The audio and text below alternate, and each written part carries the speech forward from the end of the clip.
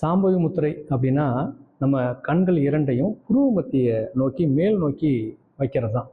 ஏன் மேல் நோக்கி வைக்கணும் அப்படின்னா, நமக்கு ஆக்னை சக்கரமும் இதோட இன்னொரு துருவமான இந்த பிடரி கண்ணுக்கும் சம்மந்தம் இருக்குது.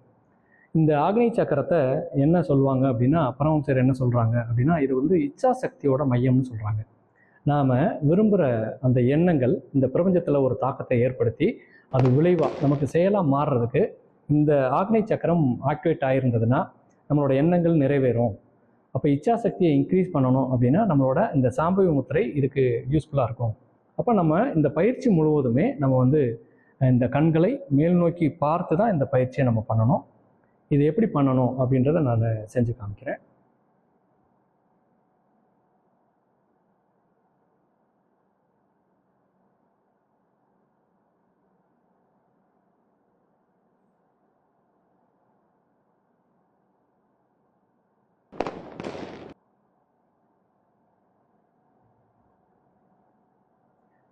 இது கண்களை பாதி திறந்த நிலையில் நம்ம பண்ணுறது.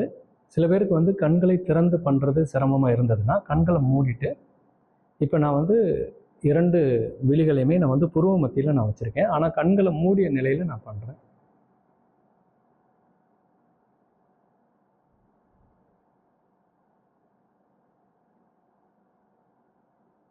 இது மாதிரி நீங்கள் வந்து உங்களுக்கு வந்து எந்த டெக்னிக் பண்ணால் உங்களுக்கு வந்து சிரமம் இல்லாமல் இருக்கோ அந்த டெக்னிக்கை நீங்கள் பயிற்சி பண்ணலாம்.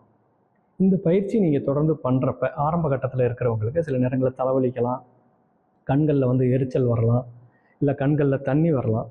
இதெல்லாமே வந்து கொஞ்சம் உங்களுக்கு ஆரம்ப கட்டத்தில் இருக்கும். பயிற்சியை நீங்கள் ஆரம்பிக்கிறப்ப போக போக இதெல்லாமே சரியாக போயிடும்.